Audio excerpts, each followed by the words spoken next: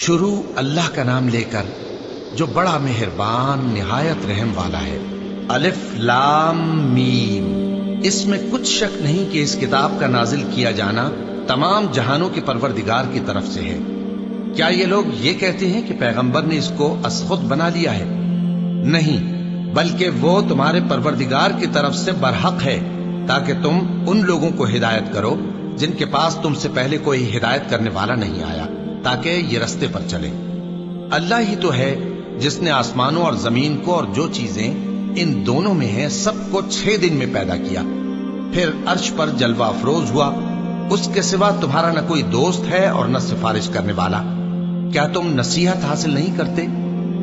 وہی آسمان سے زمین تک کے ہر کام کا انتظام کرتا ہے، پھر ہر کام ایک روز جس کی مقدار تمہارے شمار کے مطابق 1000 برس ہوگی اس کی طرف رجوع کرے گا۔ اسی شان کا ہے وہ خالق جو پوشیدہ اور ظاہر کا جاننے والا ہے، غالب ہے، بڑا مہربان ہے۔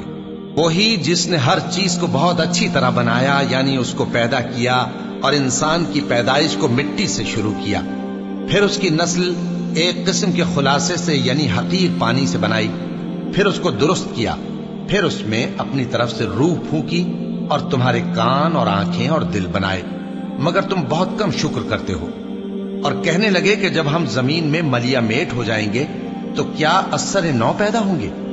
حقیقت یہ ہے کہ یہ لوگ اپنے پروردگار کے سامنے جانے ہی کے قائل نہیں۔ کہہ دو کہ موت کا فرشتہ جو تم پر مقرر کیا گیا ہے تمہاری روحیں قبض کر لیتا ہے، پھر تم اپنے پروردگار کی طرف لوٹائے جاؤ گے، اور تم تعجب کرو جب دیکھو کہ گناہگار اپنے پروردگار کے سامنے سر جھکائے ہوں گے اور کہیں گے کہ اے ہمارے پروردگار، ہم نے دیکھ لیا اور سن لیا، تو ہم کو دنیا میں واپس بھیج دے کہ نیک عمل کریں، بے شک ہم یقین کرنے والے ہیں۔ اور اگر ہم چاہتے تو ہر شخص کو ہدایت دے دیتے، لیکن میری طرف سے یہ بات قرار پا چکی ہے کہ میں دوزخ کو جنوں اور انسانوں سب سے بھر دوں گا، سو اب آگ کے مزے چکھو، اس لیے کہ تم نے اس دن کے آنے کو بھلا رکھا تھا۔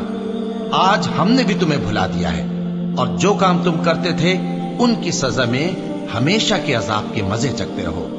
ہماری آیتوں پر تو وہی لوگ ایمان لاتے ہیں کہ جب ان کو ان کے ذریعے نصیحت کی جاتی ہے تو سجدے میں گر پڑتے اور اپنے پروردگار کی تعریف کے ساتھ تسبیح کرتے ہیں اور غرور نہیں کرتے۔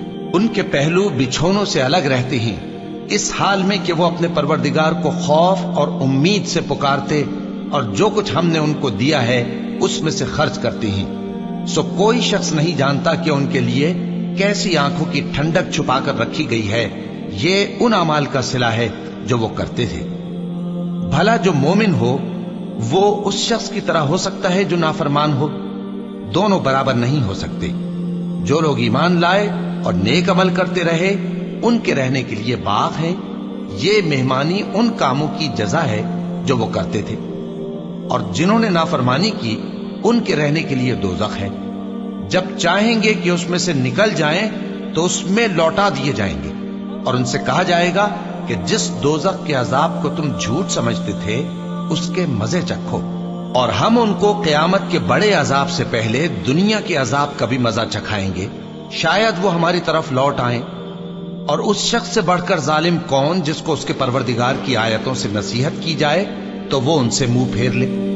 ہم گناہگاروں سے ضرور بدلہ لینے والے ہیں، اور ہم نے موسیٰ کو کتاب دی تو تم ان سے ملاقات ہونے سے متعلق شک میں نہ ہونا، اور ہم نے اس کتاب کو بنی اسرائیل کے لیے ذریعہ ہدایت بنایا تھا، اور ان میں سے ہم نے پیشوا بنائے تھے جو ہمارے حکم سے ہدایت کیا کرتے تھے، جبکہ وہ صبر بھی کرتے تھے اور وہ ہماری آیتوں پر یقین رکھتے تھے۔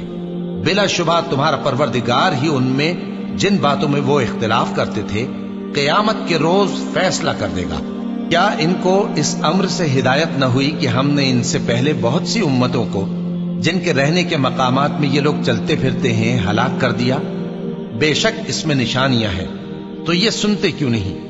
کیا انہوں نے نہیں دیکھا کہ ہم بنجر زمین کی طرف پانی رواں کرتے ہیں، پھر اس سے کھیتی پیدا کرتے ہیں جس میں سے ان کے چوپائے بھی کھاتے ہیں اور یہ خود بھی کھاتے ہیں، تو یہ دیکھتے کیوں نہیں؟ اور کہتے ہیں اگر تم سچے ہو تو یہ فیصلہ کب ہوگا؟